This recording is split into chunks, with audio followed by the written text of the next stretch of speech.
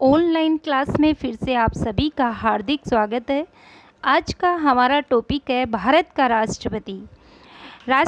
भारत का राष्ट्रपति कौन बन सकता है, राष्ट्रपति के चुनाव में कौन वोट करता है और किस पद्धति से राष्ट्रपति का चुनाव होता है, और राष्ट्रपति की पदावधि व राष्ट्रपति को हटाने की प्रक्रिया, इन सब के बारे में आज हम चर्चा करेंगे। आर्टिकल 52 में उल्लेखित है कि भारत का एक राष्ट्रपति होगा। जैसा कि प्रीवियस वीडियो में हमने पढ़ा था कि भारत में संसदीय शासन व्यवस्था अपनाई गई है और संसदीय शासन व्यवस्था में एक नाम मात्र का व एक वास्तविक होता है। संघ की कार्यपालिका शक्ति राष्ट्रपति में निहित होती है और इसीलिए संविधान में सारी शक्तियां राष्ट्रपति के नाम से होती है, लेकिन राष्ट्रपति नाम मात्र का होने के कारण इन शक्तियों का प्रयोग मंत्रिपरिषद की सलाह पर करता है, जिसका प्रधानमंत्री होता है। राष्ट्रपति भारत का प्रथम नागरिक कहलाता है और राष्ट्रपति नाम मात्र का होने के कारण राज्य का प्रमुख होता है, जबकि सरकार शासन का प्रमुख प्रधानमंत्री होता है। राष्ट्र की एकता व अखंडता का प्रतीक माना जाता है राष्ट्रपति का पद। आइए आगे हम देखते हैं कि भारत का राष्ट्रपति बनने के लिए क्या क्वालिफिकेशन होने चाहिए, अर्थात कौन भारत का राष्ट्रपति बन सकता है। आर्टिकल 58 में भारत का राष्ट्रपति बनने की जो योग्यता है उसका उल्लेख किया गया है।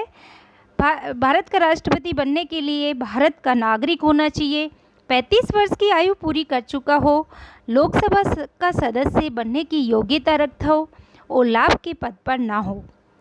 वैसे तो संविधान में लाभ के पद को परिभाषित नहीं किया गया है, लेकिन संसद कानून बना करके समय समय पर निर्धारित कर सकती है कि कौन सा पद लाभ के पद में आएगा। वर्तमान में राष्ट्रपति, उपराष्ट्रपति, राज्यपाल एवं संघ व राज्य के जो मंत्री हैं वो लाभ के पद में नहीं माने जाते हैं। राष्ट्रपति का नामांकन भरने के लिए उम्मीदवार को कम से कम जो उसके निर्वाचक मंडल में जो शामिल है, जो वोटर है उसके उनके 50 वोटर उसका प्रस्ताव करे नाम का और 50 ही उसका अनुमोदक करे, यानी हाँ में हाँ मिलाए, तभी राष्ट्रपति चुनाव लड़ सकता है, नामांकन भर सकता है। आर्टिकल 54 में राष्ट्रपति की निर्वाचन प्रक्रिया का उल्लेख किया गया है, यानी राष्ट्रपति के चुनाव में वोट कौन करता है, यानी जनता सीधे यानी डायरेक्ट प्रत्यक्ष वोट नहीं करती है।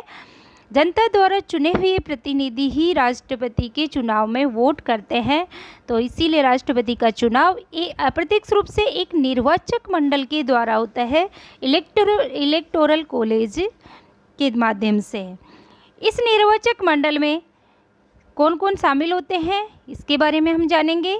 संसद के दोनों सदनों के निर्वाचित सदस्य यानी लोकसभा और राज्यसभा के निर्वाचित इलेक्टेड मेंबर्स शामिल होते हैं, नॉमिनेट नहीं होते हैं, क्योंकि मनोनीत सदस्यों को मनोनीत राष्ट्रपति के द्वारा ही किया जाता है, इसलिए उन्हें शामिल नहीं किया जाता।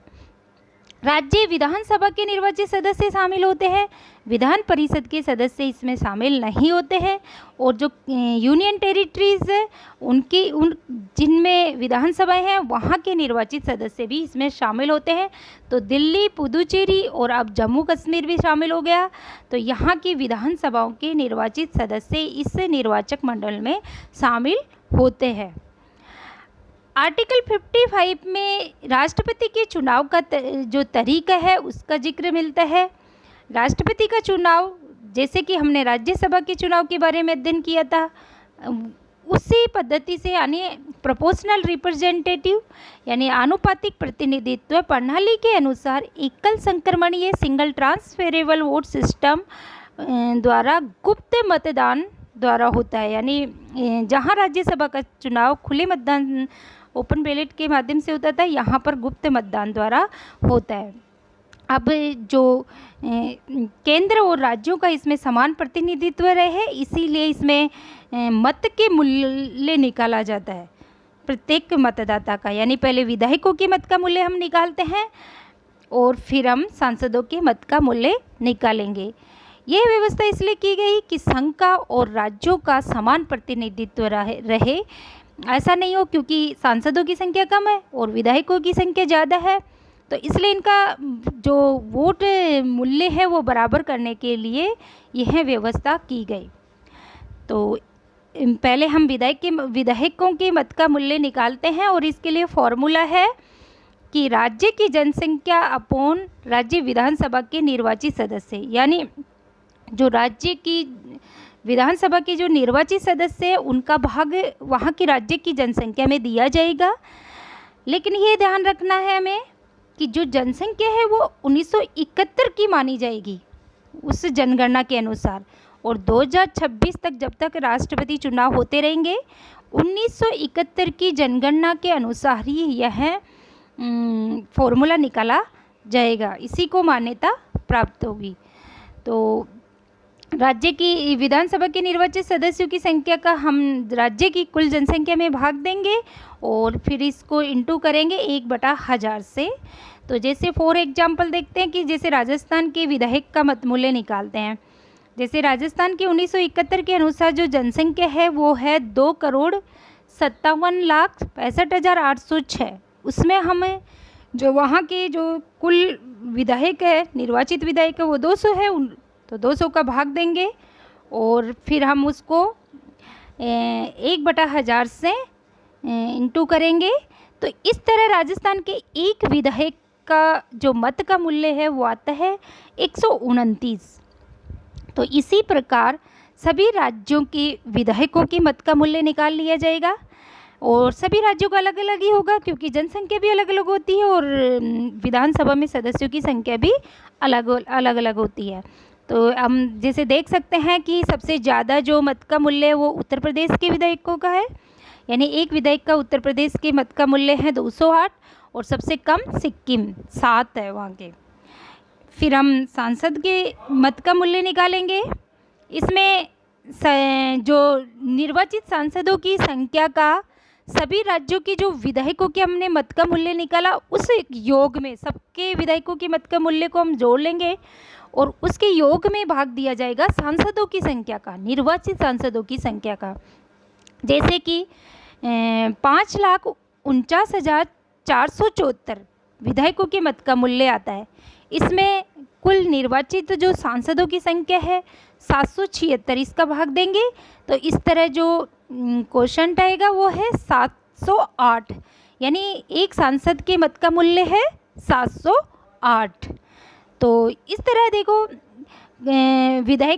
कुल विधायक है 4120 और उनके मत का मूल्य क्या है 5,49,474।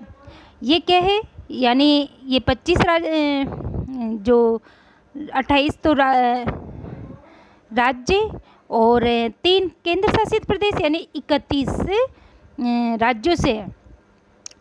तो राजस्थान का भी जैसे हमने देखा था कि एक विधायक का मत का मूल्य 129 है, तो हम जैसे 200 विधायक है टोटल, तो उनका टोटल देखें तो 200 को मल्टीप्लाई कर देंगे 129 से, तो इस तरह राजस्थान के सभी विधायकों के मत का मूल्य आ जाता है 25,800। फिर सांसदों के मत का मूल्य भी हम देख सकते हैं कि 708 है एक सांसद का। तो अगर सभी सांसदों का देखें, क्योंकि 776 सांसद है, तो 708 से मल्टीप्लाई कर देंगे तो 5,49,408। हमने देखा कि जो विधायकों के मत का मूल्य में और सांसदों के मत के मूल्य में ज़्यादा डिफरेंस नहीं है। अब आगे देखते हैं कि जो किसी भी उम्मीदवार को राष्ट्रपति के चुनाव में निर्वाचित होने के लिए मतों का एक निश्चित कोटा प्राप्त करना आवश्यक है, और ये इसका फार्मूला है जैसा कि हमने राज्यसभा के चुनाव में भी इसके बारे में अध्ययन किया था कि जो निर्वाचित सदस्य की संख्या है उसमें 1 ऐड कर देंगे, फिर उसका भाग कुल वैध मतों की संख्या में देंगे, जो क्वोशंट आएगा, जो भागफल आएगा, फिर उसमें 1 ऐड कर देंगे। जैसे कि अपन एक उदाहरण से समझते हैं सिंपल वे में कि 100 वोटर्स है, यानी कुल वैध मतों की संख्या 100 है और भारत में राष्ट्रपति का पद एक ही है, तो यानी 1 में हम 1 ऐड कर देंगे तो 2 का भाग हम देंगे 100 में, तो 50 है, 50 में जो क्वोशंट आता है उसमें 1 ऐड करना होता है यानी 51। अगर 100 वोटर्स है तो 51 चुनाव जीतने के लिए 51 वोट प्राप्त करना अनिवार्य है। अब जैसे राष्ट्रपति का ही हम उदाहरण देखते हैं कि जो टोटल इसमें राष्ट्रपति के चुनाव में टोटल वोटर्स मत का मूल्य निकालने के बाद जो टोटल वोटर्स माने जाएंगे 10,98,882।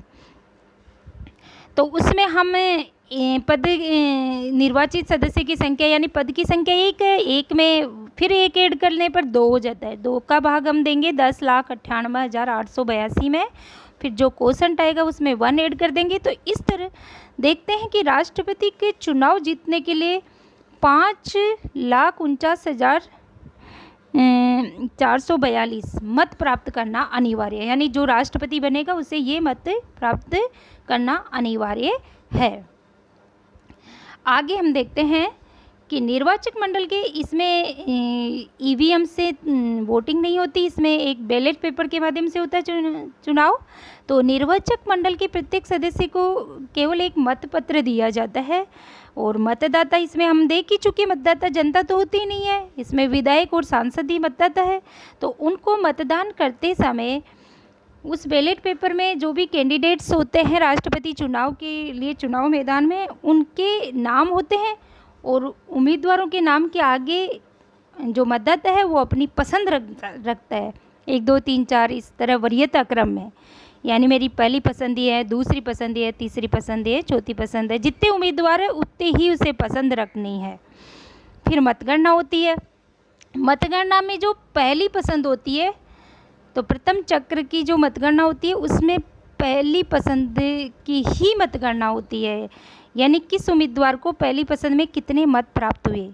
अगर यदि उम्मीदवार जो कोई भी उम्मीदवार है, अगर उसे एक जो हमने निश्चित कोटा निकाला था वो प्राप्त कर लिया है तो वह निर्वाचित घोषित हो जाता है।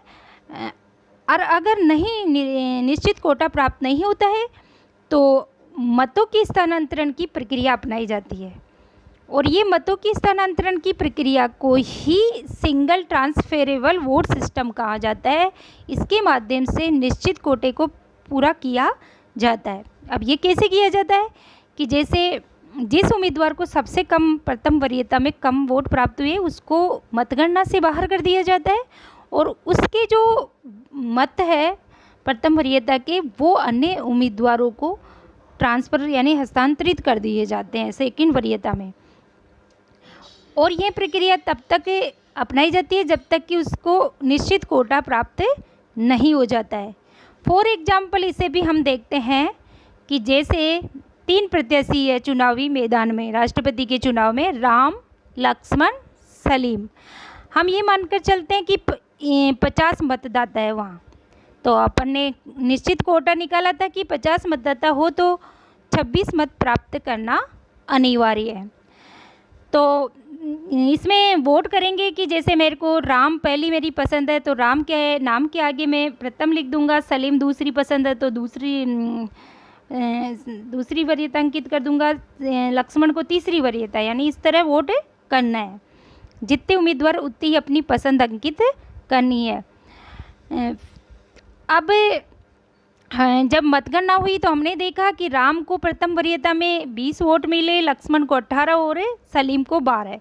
तो हम देखते हैं कि क्या निश्चित जो कोटा है किसी ने प्राप्त किया, तो यहाँ पर किसी ने भी, क्योंकि 26 है निश्चित कोट जो विजय प्राप्त करने के लिए जो कोटा है वो 26 है, तो वो किसी ने भी प्राप्त नहीं किया। तो अब क्या करना है कि जिसको सबसे कम मत प्राप्त हुए, यानी सलीम को सबसे कम मत प्राप्त हुए, तो उसको मतगणना से बाहर करना है, और सलीम के जो मत है वो राम और लक्ष्मण दोनों को हस्तांतरित करने हैं। तो हमने जैसे राम को 7 मत हस्तांतरित किए और लक्ष्मण को 5। तो इसके बाद देखते हैं कि क्या अभी भी निश्चित कोटा पूरा हुआ या नहीं। तो राम को 27 वोट मिले और लक्ष्मण को 23।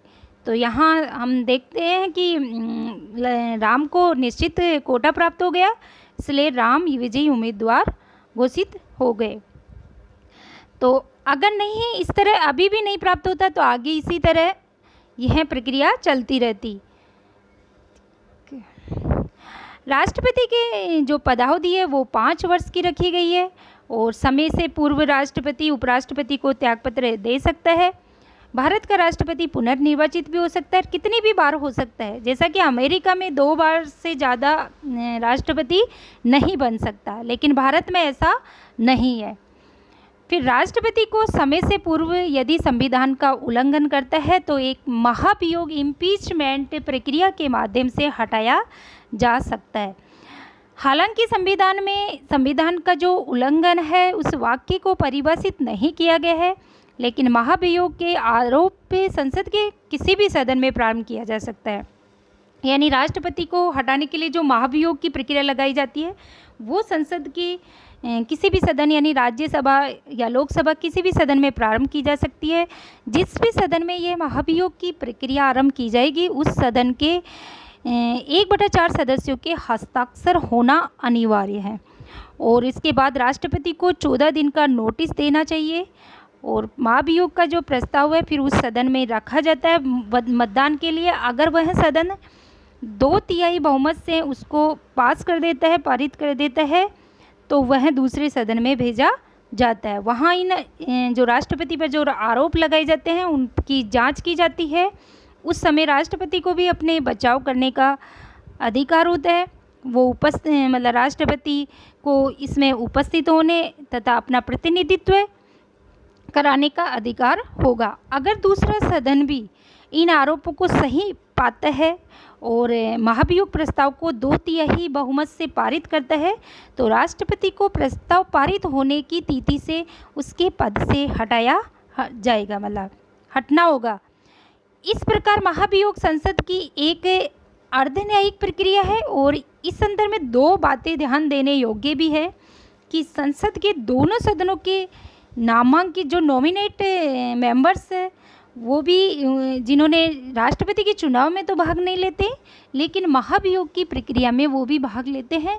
दूसरा जो राज्य विधानसभाओं के निर्वाचित सदस्य जो चुनाव में तो भाग लेते हैं लेकिन वो महाभियोग की प्रक्रिया में भाग नहीं लेते। अभी तक हमने देखा कि भारत के किसी भी राष्ट्रपति पर महाभियोग नहीं लगाया गया है। Thank you so much. गड़बड़ तो नहीं कर दी?